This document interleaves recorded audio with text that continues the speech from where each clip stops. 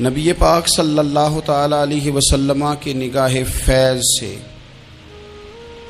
جن لوگوں کی تربیت ہوئی اور پھر انہوں نے اپنے علم سے، اپنی حکمت سے، اپنی دانائی سے اور اپنی بے پناہ جرت اور بہادری سے دنیا میں بہترین نمونہ چھوڑا، ان میں سے ایک بڑا نام حضرت مولا علی شیر خدا کا ہے۔ بالعموم ہم یہ دیکھتے ہیں کہ جو لوگ بہت زیادہ بہادر ہوتے ہیں نا، میدانوں کے ہوتے ہیں، لڑنے، جہاد کرنے، جد و جہد کرنے کا مزاج رکھتے ہیں، ان کا علم سے شغف نہیں ہوتا، پڑھنا لکھنا، دانائی کی بات کرنا، حکمت کی بات کرنا ان کا کام نہیں ہوتا، وہ تو میدان کے لوگ ہیں۔ اور جو لوگ کتاب کے، علم کے، اس معاملے کے ہوتے ہیں، ان میں کئی دفعہ ایسا ہوتا ہے اللہ ماشاءاللہ کہ وہ لوگ کتاب کے تو ہوتے ہیں، علم حکمت کے تو ہوتے ہیں، لیکن میدان کے اندر تلوار لے کے بنفس نفیس شامل ہونا ان کے بس کی بات نہیں ہوتی۔ لیکن تاریخ میں حضرت مولا علی شیر خدا ایک عجیب فضیلت والی شخصیت ہیں کہ وہ اگر علم کی بات کریں تو ان سے زیادہ دانا کوئی نہیں، حکمت کی بات کریں تو ان سے زیادہ بہترین بات کرنے والا کوئی نہیں، ان کے پاس بیٹھا جائے تو انسان کی تربیت کرنے والا ان سے اچھا مربی نظر کوئی نہیں آتا۔ یہ ساری باتیں بھی مسلمہ ہیں، لیکن اگر وہ تلوار لے کے میدان میں نکل آئیں تو دیواریں ہلتی رہتی ہیں اور در کانپ جاتا ہے، اور علی کا نام سن کے اب بھی خیبر کانپ جاتا ہے۔ تو ایک تو حضرت علی شیر خدا رضی اللہ تعالیٰ عنہ کی زندگی میں یہ دو باتیں کہ علم، حکمت، دانائی، جذبہ، شوق جہاد کے لیے، اور پھر میدان کے اندر ثابت قدمی، اور تیسری بات جو بڑی متاثر کن ہے اور اپنی طرف کھینچتی ہے وہ یہ ہے کہ ان کی سادگی، ان کا عجز، ان کا خلوص، ان کا بالکل نارمل زندگی گزارنا، عام لوگوں کی طرح اپنے روزمرہ کے معاملات کو سر انجام دینا۔ جو آدمی کسی غیر معمولی حیثیت کا مالک ہو جاتا ہے نا، اس کا اٹھنا بیٹھنا عام لوگوں جیسا نہیں رہتا، اس کا کچھ نہ کچھ پروٹوکول ہو جاتا ہے، کچھ نہ کچھ اس کی آؤ بھگت ہو جاتی ہے، دو چار لوگ اس کے لیے کھڑے ہونے لگ جائیں تو اس کے ذہن میں بھی بات آتی ہے کہ میں کچھ چیز ہوں، اللہ معاف فرمائے۔ لیکن بالکل ایک سادہ زندگی، عام لوگوں کے لیے دستور عمل، یہ تین باتیں بڑی متاثر کن ہیں۔ آپ دیکھیے، سب سے پہلے تو ایک بات سمجھیں، اللہ تعالیٰ نے قرآن مجید میں فرمایا کہ ان الذین آمنوا وعملوا الصالحات سیجعل لهم الرحمن ودا، فرمایا بے شک وہ لوگ جو ایمان لائے اور جنہوں نے نیک اعمال کیے، رحمان لوگوں کے دلوں میں ان کی محبت پیدا فرما دے گا۔ حضرت عبداللہ ابن عباس رضی اللہ تعالیٰ عنہ فرمایا کرتے تھے اس آیت کا پہلا مصداق حضرت علی شیر خدا ہیں۔ کیوں؟ اس لیے کہ حضرت علی شیر خدا فرماتے ہیں بخاری مسلم میں، فرماتے ہیں مجھے قسم ہے اس ذات کی جس نے زمین چیر کے دانا پیدا کیا ہے، مجھ سے رحمت عالم صلی اللہ علیہ وسلم نے وعدہ فرمایا کہ علی یاد رکھنا تم سے صرف مومن ہی پیار کرے گا، اور جس سینے میں تمہارا بغض ہوگا وہ سینہ مومن کا نہیں منافق کا ہوگا۔ تم سے مومن پیار کریں گے، مومنوں کے دلوں میں کشش ہوگی تمہارے لیے، ان کے سینے کشادہ ہوں گے تمہارے حق میں۔ حضرت مولا علی شیر خدا کی محبت، ان کا نام آئے تو دل ٹھنڈا ہو جائے، آنکھوں میں روشنی آئے، چہرہ روشن ہو جائے، تو معنی یہ ہے کہ ایمان مضبوط ہے دل میں۔ اور اگر بندہ کمزور ہونے لگ جائے، اگر اس کی کیفیات کوئی اور رنگ پیش کرے، تو معنی یہ ہے کہ ایمان سینے میں مضبوط نہیں ہے۔ حضرت علی شیر خدا سے حضور کا جو قربت کا تعلق، دیکھیں کچھ لوگ ایسے ہوتے ہیں کہ جن سے قربت ہوتی ہے، آپ نے کبھی دیکھا ہے ہر بندے سے مل کے بندہ رو نہیں سکتا، ہر بندے کو دیکھ کے رونا آتا نہیں، لیکن کچھ لوگوں سے روح ملتی ہے نا کسی کی، تو ویسے کبھی وہ بندے مل جائیں نا، دل کرتا ہے تینوں سامنے بٹھا لاں تیرے درد پرانے چھیڑاں۔ کچھ لوگ ایسے ہوتے ہیں جن کے ساتھ حضور تشریف فرما ہیں، حضرت علی شیر خدا کہیں گئے ہوئے ہیں تو محبوب کیا فرماتے ہیں؟ فرماتے ہیں اللہ اس وقت تک میرے پاس حضرت اسرائیل کو نہ بھیجنا جب تک میں علی سے ملاقات نہ کر لوں۔ دعائیں ہو رہی ہیں کہ میری جب تک ملاقات نہ ہو جائے، میرا جانے کا وقت نہ آئے، مشکات میں حدیث موجود ہے۔ تو سرور کائنات علیہ السلام کا جو ان کے ساتھ قربت ہے، حضور کا جو ان سے پیار ہے، حضور نے ہر مہاجر کو ایک انصاری کا بھائی بنایا۔ انصار کے اندر حضور نے بھائی چارہ قائم فرمایا، اور یہ تاریخ کا وہ والا بھائی چارہ ہے جس کی نہ اس سے پہلے کوئی مثال ہے، نہ قیامت تک دوبارہ کوئی مثال دی جا سکتی ہے۔ بھائی جب سگے بھائی جب شادی شدہ ہو جاتے ہیں نا، تو ان کی اپنی اپنی جیبیں ہو جاتی ہیں، اپنی اپنی گفتگو ہو جاتی ہے۔ 6 ماہ کے بچے کے بارے میں بھی وہ کہنے لگ جاتے ہیں میں نے بچوں کا بھی تو کچھ بنانا ہے نا۔ انہیں بالکل اب وہ چیزیں نظر آنی بند ہو جاتی ہیں جس میں والدین اور بہن بھائی شامل ہوتے ہیں۔ وہ کہتے ہیں میرے بھی تو بچے ہیں۔ لیکن یہ بھائی چارہ مہاجرین اور انصار کا اتنا زبردست اور معنی خیز ہے، حضور نے بھائی چارہ قائم فرمایا۔ سگے بھائیوں کو وراثت دینا مشکل ہوتا ہے، بڑا کہہ رہا ہوتا ہے کمائی تو میں نے کی تھی، چھوٹا کہہ رہا ہوتا ہے کہ باہر تو پہلے میں گیا تھا، جھگڑے۔ لیکن یہ تاریخ اسلامی کا وہ بھائی چارہ ہے کہ جن میں برادری، قبیلہ، رنگ، نسل، علاقہ ایک نہیں، پر ہزاروں قومیں وجود میں آئیں۔ دہر میں خشک و تر کے رشتے سے ہم نے بنیاد دوستی رکھی، یاد خیر البشر کے رشتے سے۔ اور اقبال نے جن انداز میں اس مضمون کو بیان کیا ہے وہ انداز ہی نرالا ہے۔ اقبال فرماتے ہیں خاص ہے ترکیب میں قوم رسول ہاشمی، بننے میں کوئی خاص، ان کی ترکیب ہی کوئی خاص ہے۔ حضور نے بھائی بھائی بنا دیا۔ اب بھائی جن کو دینی اسلامی مذہبی بھائی بنایا ہے، وہ دوسرے بھائی کے بارے میں کیا ذہن رکھتا ہے؟ وہ کہتا ہے کہ میرے بھائی میرا کاروبار بھی آدھا تیرا، جائیداد بھی آدھی تیری، کیونکہ تو میرا بھائی ہے تو تو رسی لے کے پیمائش کر لے، میں اپنا گھر بھی بانٹ کے آدھا تجھے دینا چاہتا ہوں۔ جب اس قدر زیادہ لوگوں کی نظریاتی پختگی ہوئی اور لوگ اس قدر زیادہ مزاج رکھنے لگے، تو پھر ایک خاص قربت کا ماحول وہاں نظر آیا۔ پھر وہ جو مہاجر بن کے آئے تھے اور بہت زیادہ جن لوگوں نے جہاد کیا تھا، جد و جہد کی تھی، گھر بار چھوڑے تھے، پھر ان لوگوں کو زیادہ دشواری نہیں ہوئی، زیادہ آزمائش نہیں ہوئی دل لگانے میں اور مدینے میں رہنے میں۔ بڑی آسانی سے وہ لوگ وہاں رہنے لگے اور بڑی جلدی ان کا مدینے سے اور اہل مدینہ سے پیار بڑھ گیا۔ تو میرے عزیز بھائیوں، حضور نے ہر انصاری اور مہاجر کو ایک دوسرے کا بھائی بنا دیا، سب کو بنا دیا۔ حضرت علی رہ گئے، اب یہ تو دونوں مہاجر ہیں، حضور بھی مکہ شریف سے آئے ہیں، حضرت علی بھی، بظاہر تو دونوں مہاجر ہیں، اگرچہ ساری زمین کے مالک رسول پاک ہیں، سب کو بھائی بھائی بنا دیا۔ تو اب ہر بندے کو بھائی مل رہا ہے، اور بھائی بڑے پیارے ہوتے ہیں۔ میں کئی دفعہ کہتا ہوں کہ بھائی بڑے پیارے ہوتے ہیں، کچھ قدورتیں دنیاوی طور پر معاذ اللہ دلوں میں آ جاتی ہیں، لیکن بھائی کا درد جو بھائی محسوس کر سکتا ہے وہ بھی دوسرے کو محسوس نہیں ہوتا۔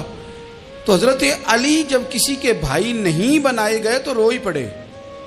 اتنے دلیر بندے تھے، پر بھائی کی ضرورت بندہ اتنی محسوس کرتا ہے، اس کو بھائی سے لگاؤ اتنا زیادہ ہوتا ہے کہ مولا علی رو پڑے، مشکات میں موجود، روئے۔ حضور نے فرمایا کیوں روتے ہو؟ عرض کی حضور آپ نے سب کو ایک دوسرے کا بھائی بنایا ہے، میں رہ ہی گیا ہوں، مجھے کسی کا بھائی نہیں بنایا۔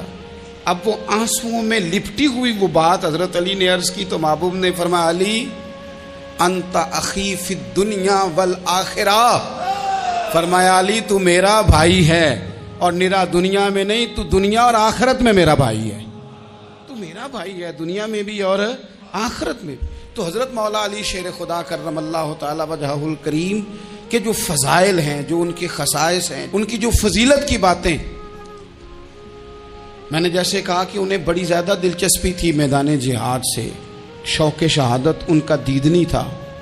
ایک موقع پر نبی پاک صلی اللہ تعالی علیہ وسلم نے ارادہ فرمایا کہ حضرت علی کو اپنا نائب بنا کے مدینہ منورہ میں چھوڑ کے جایا جائے۔ محبوب کریم علیہ السلام جب بھی تشریف لے جاتے تھے تو کسی ایک کو نائب بنا کر مدینہ منورہ میں چھوڑ جاتے۔ حضرت عبداللہ ابن مختوم رضی اللہ تعالیٰ عنہ کو بھی ایک دفعہ حضور چھوڑ کے گئے، تو ایک جنگ کے موقع پر محبوب نے حضرت علی شیر خدا سے کہا کہ آپ کو میں اپنا نائب بنا کے یہاں چھوڑ کے جاتا ہوں۔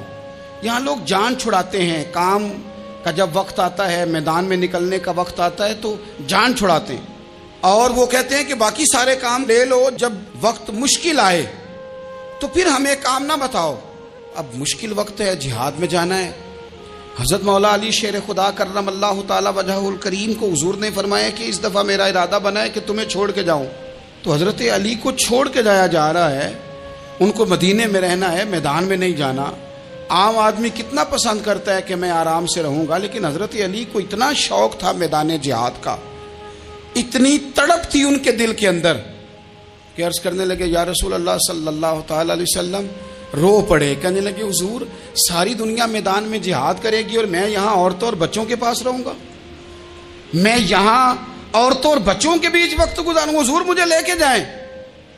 تو وہاں بھی حضور نے محبت کی بات سمجھائی، فرمایا علی جب حضرت موسیٰ کوہ طور پہ گئے تھے تو اپنے بھائی جناب ہارون کو چھوڑ گئے تھے، تو تم بھی تو میرے لیے اسی طرح ہو نا جس طرح موسیٰ کے لیے ہارون تھے، لیکن فرمایا یہ یاد رکھنا میرے بعد نبی کوئی نہیں، حضرت موسیٰ بھی نبی ہیں اور جناب ہارون بھی نبی ہیں علیہم السلام، لیکن وہ انہیں چھوڑ کے گئے تھے، میں تمہیں چھوڑ کے جا رہا ہوں۔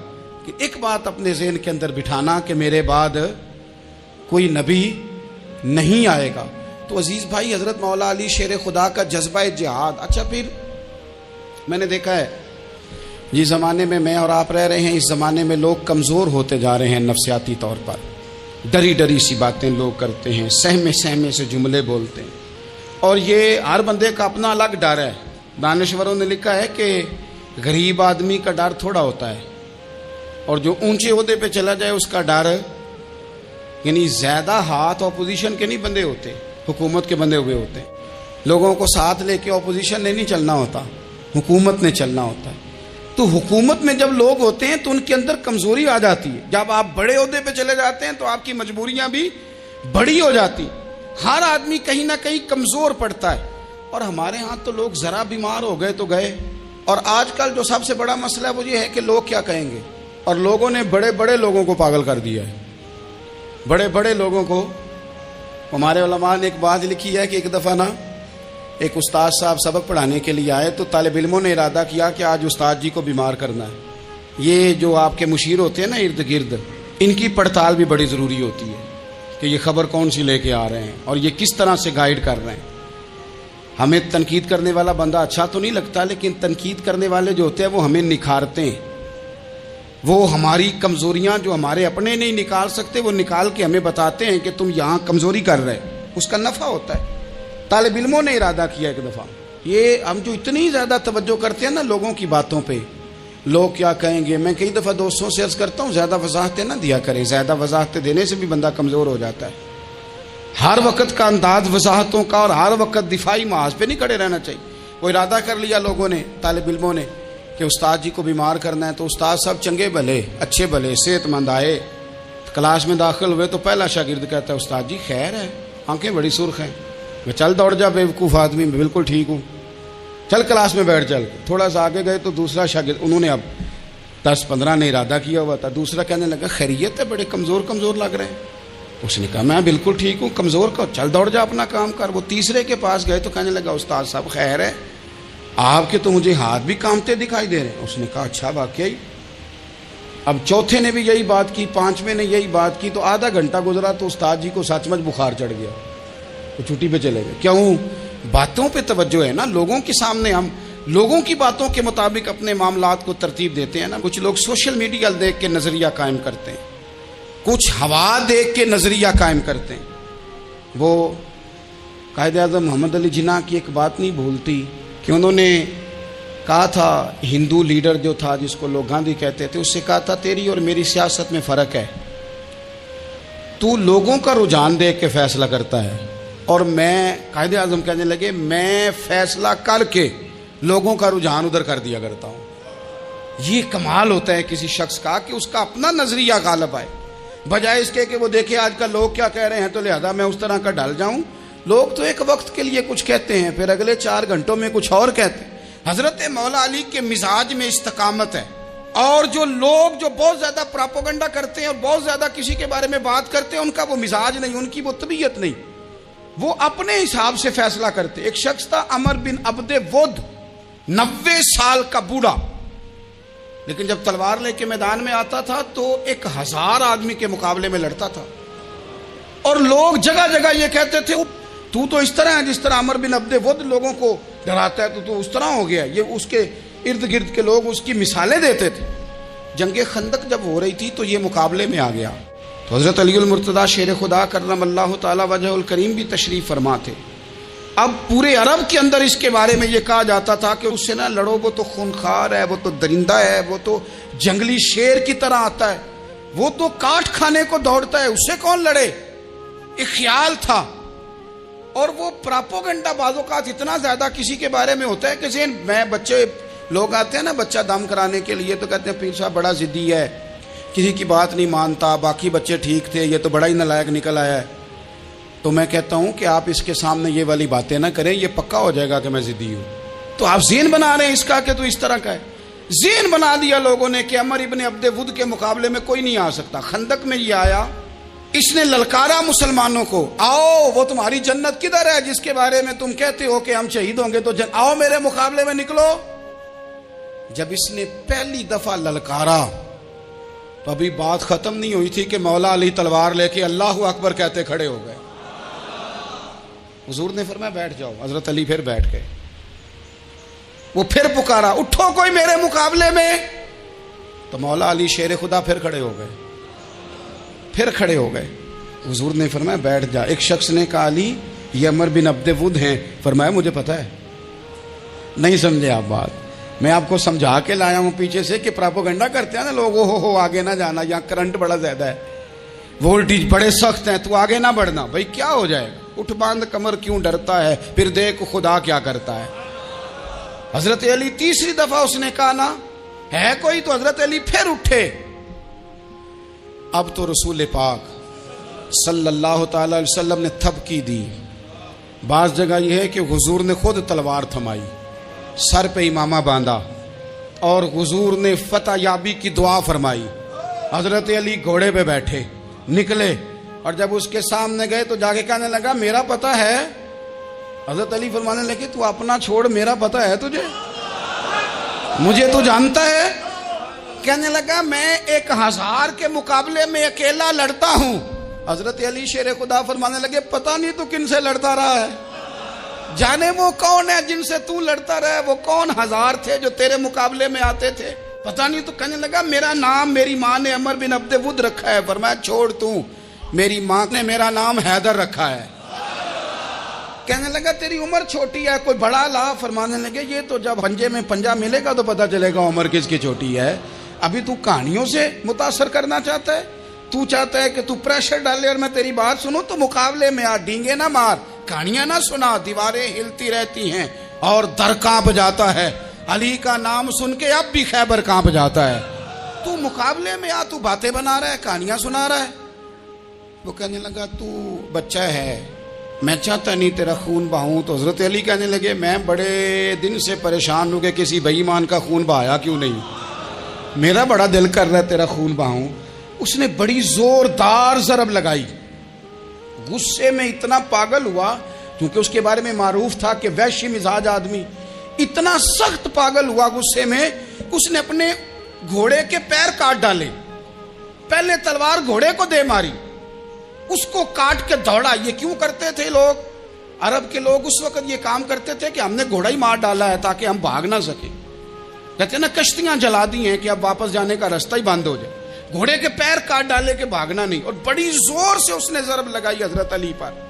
حضرت علی نے جب روکی تو وہ ڈھال ٹوٹ گئی حضرت مولا علی، اور آپ کے امامے کو اس کی تلوار بھی لگی. آپ نے فرمایا دکھا لیا تو نے زور، اب میری باری ہے. حضرت مولا علی شیر خدا کا قد بظاہر چھوٹا تھا. صحابہ کہتے ہیں ہم دور سے دیکھ رہے تھے، اللہ اکبر کہہ کے تھوڑا سا زمین سے وہ اٹھے، تھوڑا سا اٹھے، اور پھر دوبارہ نہیں انہیں تلوار چلانی پڑی. ایک ہی ضرب لگائی اور اس کے 2 ٹکڑے کر کے اسے زمین پہ پھینک دیا. تو عزیز دوست آپ یاد رکھیں گے اس بات کو کہ اپنی زندگی کے اندر مروب ہونا چھوڑ دیں. روب میں تاتاریوں نے مسلمانوں کو مروب کر لیا تھا، روب ڈال لیا تھا کہ ہم بہت بڑے لوگ ہیں. یہی آج ہمارے ساتھ بہت سارے لوگ کرتے ہیں، دلوں میں روب آ جاتا ہے، امیر رشتہ دار کا، فلانے کا فلانے کا، پھر وہ جو مرضی کرتا ہے. تاتاریوں کی ایک بی بی وہ کیا کرتی، وہ 9-10 مسلمان نوجوانوں کو سڑک پہ کھڑا کر جاتی، کہتی ادھر کھڑے ہونا، میرے آنے تک ہلنا نہ. جوان ہے لیکن روب ہے نا کہ یہ بڑے وحشی ہیں.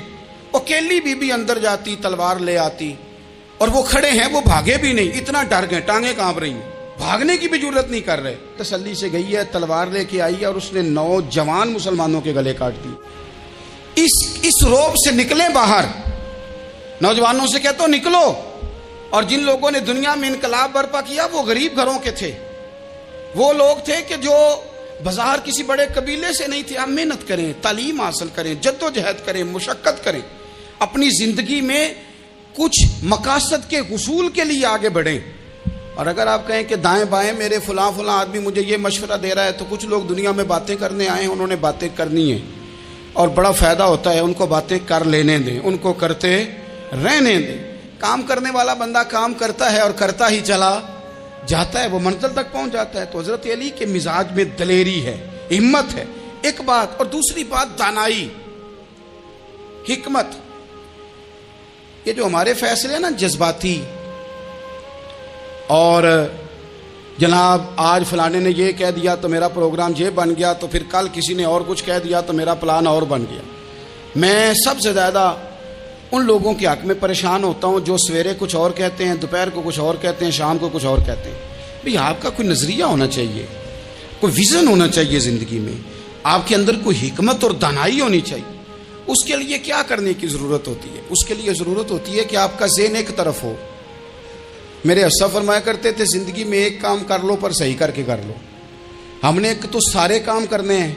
آج کل ہر بندہ صحافی ہے, ہر بندہ تجزیہ نگار ہے, ہر بندہ سیاستدان ہے, ہر بندہ ہی مفتی ہے, ہر بندہ ہی جناب واعظ ہے, ہر بندے کے پاس ہی کچھ مسئلے. اس کا نقصان یہ ہے کہ کسی کے پاس بھی کچھ نہیں. وہ کسی درویش نے کہا تھا کہ جب سب لیڈر ہوں تو سمجھو کوئی لیڈر نہیں, کیونکہ سارے جو لیڈر ہو گئے.